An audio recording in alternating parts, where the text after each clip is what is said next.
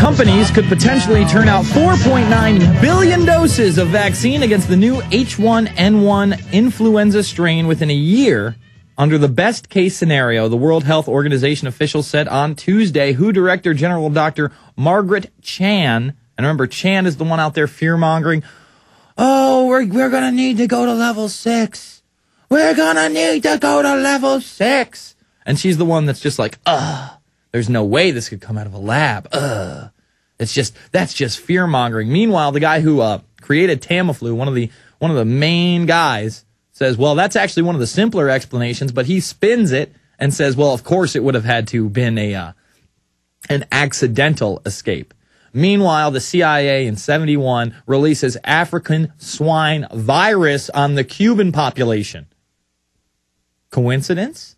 Coinky-dink? I doubt it. I doubt it. U.S. health officials said they were finding higher than expected numbers of cases of seasonal influenza still circulating and worried that a drug-resistant strain may mix with the new H1N1 swine flu strain to create a dangerous new strain. United Nations Secretary General Ban Ki-moon said it was essential for drug makers to work with governments to see drug makers and governments together again for the millionth time. For the millionth time. They are so in bed together. How can you trust these people? Please tell me how you're going to trust these people. To avert the worst potential impacts of the new H1N1 strain, which has killed 81 people and been confirmed in nearly 10,000 globally. Now, I can knock two off right off the bat. Okay, because in these documents, they're still fear-mongering that baby and that 33-year-old woman died of swine flu. They didn't. Let me repeat that. They did not die of swine flu.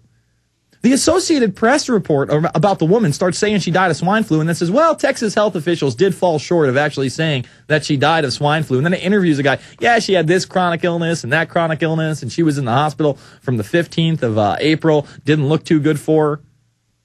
Give me a break. And there's even more fear-mongering than just this, saying, oh, we're going to have 4.9 billion. Think about that massive vaccination campaign. And remember, here's the internal document saying they are planning it. Do we really need the internal document, though, when we have them on the Today Show talking about a 3-spot shot? 3 separate shots, mandatory, Obama administration style, for this swine flu. That's a reality, folks. That's what's being proposed. I know a lot of you like fairy tales and, happy times, but this isn't cotton candy and ice cream. Okay, this is reality. Sometimes we have to put our big boy pants on and understand that there's a larger agenda out there, not just roll up the sleeves and take the vaccinations. This one is out of The Sun, which is a big tabloid-style paper, kind of like the New York Post, out in London. A deadly strain of the superbug MRSA could team up with the swine flu to kill thousands, experts said last night. The drug-resistant bug triggers a lung condition that kills half of its victims in under 72 hours. Now, this sounds a lot like the fear-mongering that we had 2 weeks ago at a UPI, where they said that this flu virus was going to combine with HIV and create airborne AIDS. You don't hear a lot about that. You don't hear a lot about this. But just that these stories are in the mainstream and people are reading them, it puts it in the back right here, right in the subconscious. Oh, this swine flu is super dangerous. I'll do anything the government says. Just take care of me, good government. Just take care of me. I need someone to take care of me. I don't want to get sick.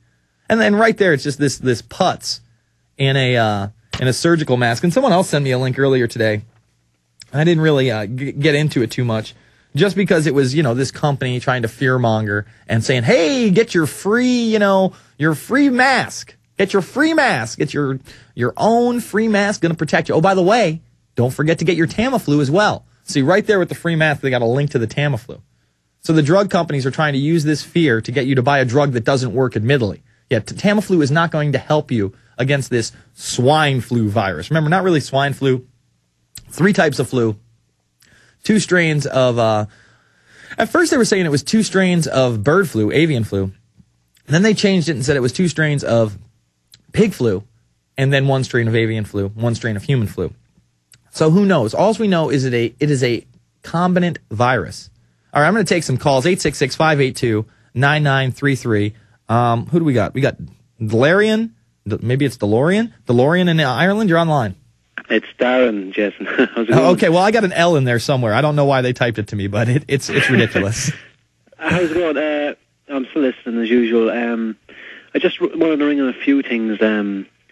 Actually, I got a pamphlet in the post there. I actually can't find it on it. It was about the swine flu, and I know a lot of my neighbours have been getting these pamphlets, what to do when you get the swine flu and how to diagnose it and what to do, if someone's sick in your home.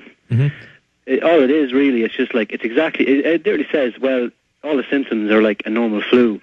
So even if you have a normal flu, they're trying to make you panic, like here, Yeah, but the normal flu might have a higher death rate. If the CDC's numbers were true, which I doubt that they are, you're literally talking about, I think it's 5 to 10 deaths a day from the regular flu on average, okay? Now, we've had supposedly in the United States 5 deaths over the past, the 15th?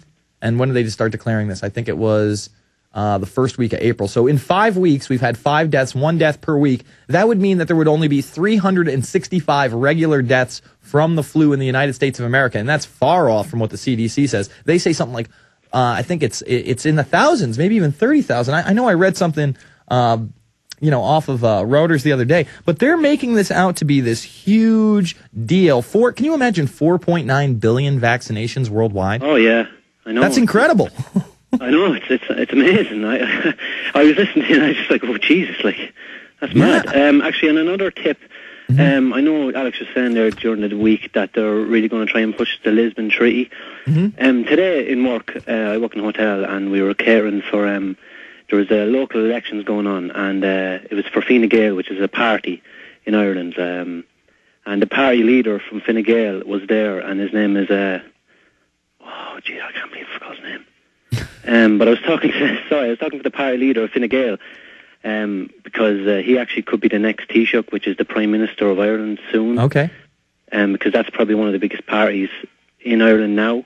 And I just said, right, I'm going to go up and talk to him. And I went up and talked to him, and I asked him about the Lisbon Treaty. Like, I go, what do you think about the Lisbon Treaty coming back in? So, because it's been kind of speculation of it coming back in. But he said, oh, yeah. So he confirmed that it is coming back in. And I just said, do you think it's a good idea? Like, and he was like, oh, I think it's a brilliant idea. And he's all about the globalism. He wants to be part of this European deal, huh? Well, I was listening to him, and he even kind of believed it himself. He didn't seem like he knew. Like, I know he probably did, but he seemed like it was he really did seem like this was the answer. He really was sold on it. And another thing I asked him about like I don't know if it's true, Jason, but you can confirm me this. I was asking about the IMF's attempt to set up a new currency, financial system, and he was like. He kind of agreed. No, he kind of like confirmed it for me. He was like, they'd only come in if something goes wrong in the economy. And I was like, is that not a bad thing? And he was like, oh no, not at all. Like, that'll save us, right? Everything's about saving us, man. All right, look at it. The SDRs are here, okay? The special drawing rights units are here. And now more and more countries are taking them. Remember, Mexico took that $48 billion loan from the IMF of SDR units because of the swine flu. And Ireland, go ahead. Sorry, and Ireland is probably in one of the worst states in the EU, like, and I'm thinking this lad is going to be probably our next Prime Minister. Like, he actually probably will be, because Fianna Fáil have took a fierce drop, which is another political party who are in power right now, and they've been in power for 15 years, and our Taoiseach, our Prime Minister, hasn't really given us results, like, at all, and they're not going to be in, but I think it's just going to be another bait and switch, like they did over there with George Bush, and, George Bush, like, for the last few years, Yeah, exactly. They're trying to put a leader in there that's a charismatic guy, that no matter what he's talking about, it seems reasonable, you talking to him, making it seem like the answer, and they're going to promote this guy. He even had me convinced, like.